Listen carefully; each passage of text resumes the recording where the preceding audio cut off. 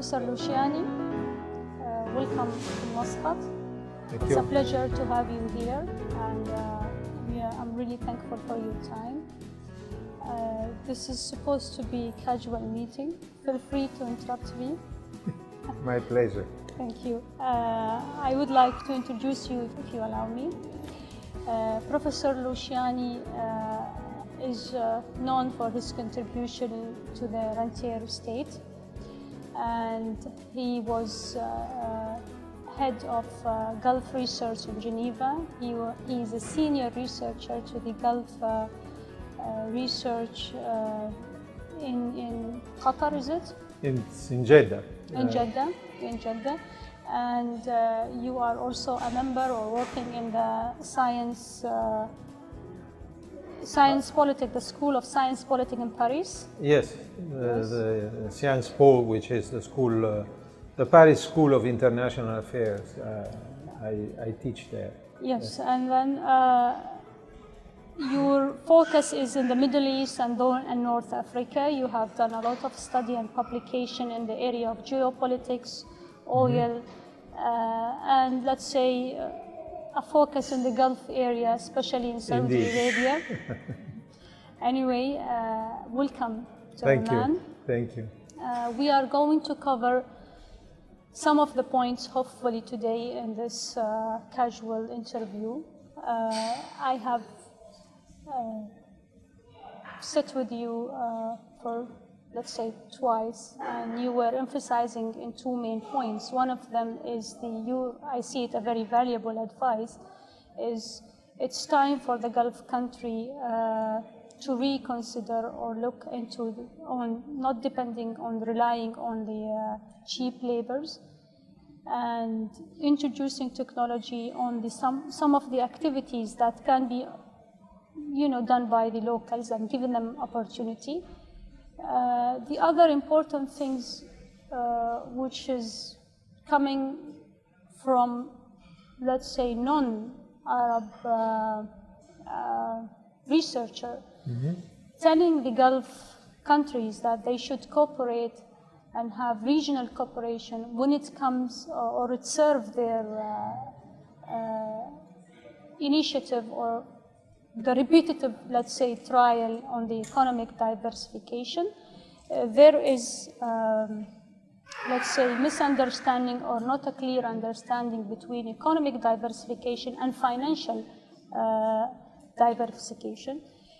Today, and I guess both of us agree that we are living in unusual circumstances. We are 5 years or 6 years after the Arab Spring. Yes. The Gulf countries facing the similar, let's say, similar challenges like, the drop in oil price, the demographic change, more than half of its population youth demanding jobs. And then we try to cover the recent let's say, events of the geopolitics and the role of Iran in the Middle East, the role of Oman within the Gulf countries, and its relationship with the Islamic Republic of Iran. So I would give you free start. Thank you. You have presented me with a very challenging set of questions. I see. Let us start from the first one, which is dependency on expatriate labor and the need to reform labor market in the Gulf countries. I think this is now absolutely necessary and unavoidable and cannot be deferred any longer. It is clear that initially when at the onset of the oil boom, when the oil price started rising in the 1970s and the transformation of the Gulf began to take place, it was necessary to be able to experience accelerated growth. It was necessary to rely on expatriate labor. Otherwise, the mechanism of the so-called Dutch disease would have prevented any development and would have created excessive inflation and increase in prices in the Gulf. So people were allowed to come in, were even actively sought, and this has allowed the completion of much of the infrastructure of the construction and of the also new administration, new agencies, new institutions. However, at some point you need to start protecting your own labor force, yes, and finding jobs for your own labor force.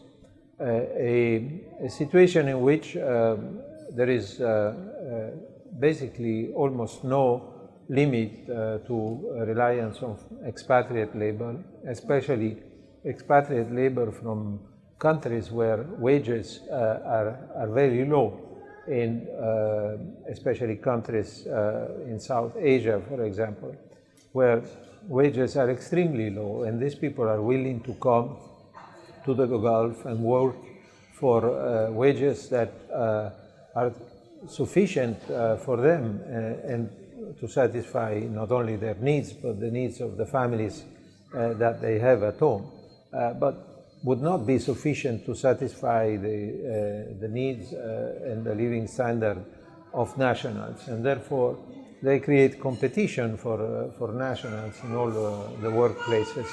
And in the end, you have the situation that we know very well, whereby the nationals, especially the young nationals, remain unemployed. They cannot find a job. Yeah, but what's the harm in having cheap laborers in the construction activities, let's say? I mean, why would a wealthy citizens or citizens who's living in a wealthy country would go for the low-level job and not in the middle-level job?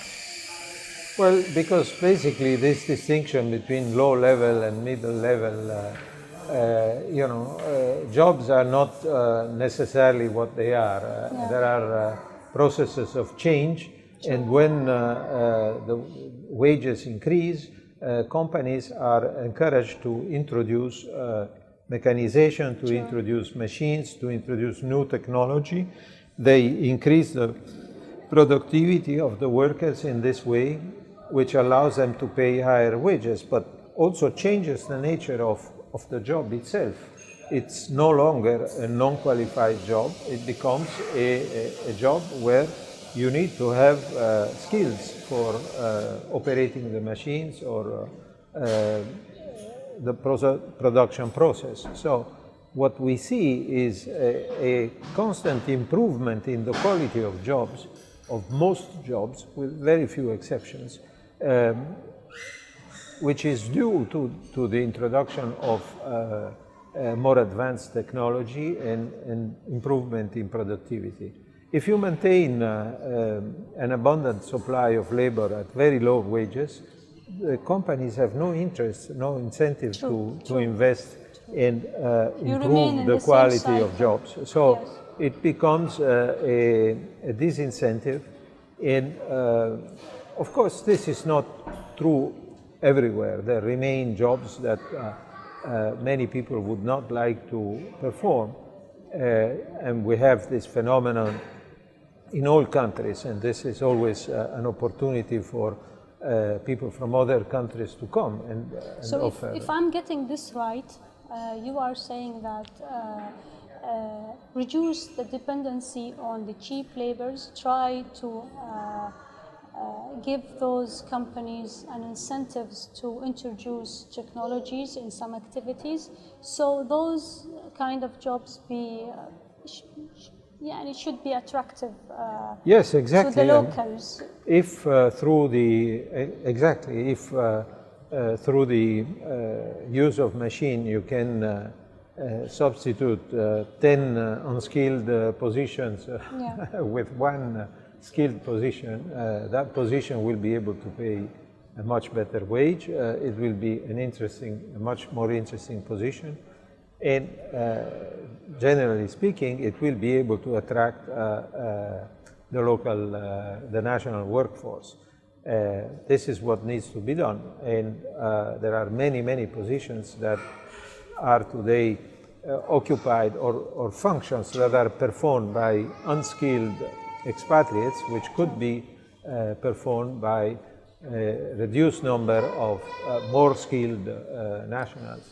If you ask me, I wouldn't see really a big issue or an issue that can't be solved when it comes to unemployment in the Gulf region, because those countries produce jobs for non-locals, which is to me it's a strange situation, and I think by training their locals and giving them the right market skills, it shouldn't be a difficult situation for them to have jobs. Surely the situation clearly is not one of lack of jobs in absolute terms. Yes. There are plenty of jobs, except that those jobs are taken by non-skilled expatriates. I insist on the non-skilled because, of course, there are also expatriates that perform skilled functions or professional functions, and those are necessary as well. The point is, however, that there is excessive reliance on unskilled workers, and this must be cured, must be addressed, and the only way to address it is to impose higher cost for employing unskilled workers. And this can be done in several ways, but the best solution is to progressively increase the wages that are paid. To give a good example, we are being today photographed by young Omanis who were ready in 2 hours. Absolutely, we have an entirely national skill, entirely national team, and they're very crew here, and I think that's very refreshing. But I am sure that there are many other functions and professions that can be performed by nationals, which are instead performed by expatriates. So, I mean, there is nothing new about this. You know, talk about Omanization or Emiratization, Saudization, wherever you are, you know, has been around for a long time.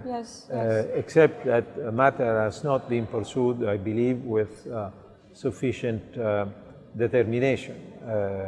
You know, there is always fear that you will lose competitiveness if you allow wages to increase. To me, those local programs, either they are Omanization or Saudization or whatever you call them, to me, they should be a human resource development strategy instead of employment, because the aim should be much more, I would say, deep than only creating jobs. There's supposed to be creation of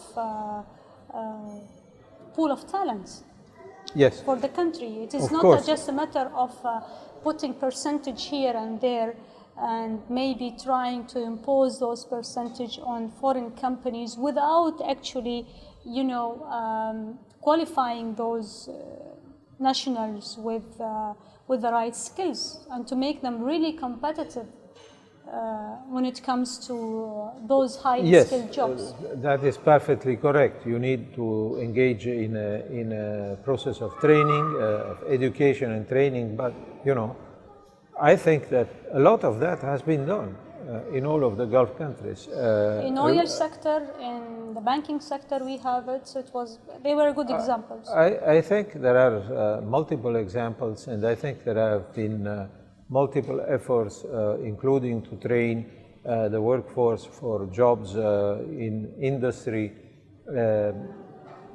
and in other areas where today it's almost entirely expatriates that work. The two processes must go in parallel. I don't personally very much believe in setting percentages, I mean, because that only leads to cheating of various forms and potential for corruption, and you have to be careful about this. Yes. I believe that the way of achieving this objective is by way of progressively increasing wages, introducing minimum wage, introducing minimum conditions for work. It's not just the wage, it's also the rest of the conditions, working conditions that are important. And you must protect the rights of expatriate workers in such a way that it becomes less attractive to employ expatriates relative to employing nationals.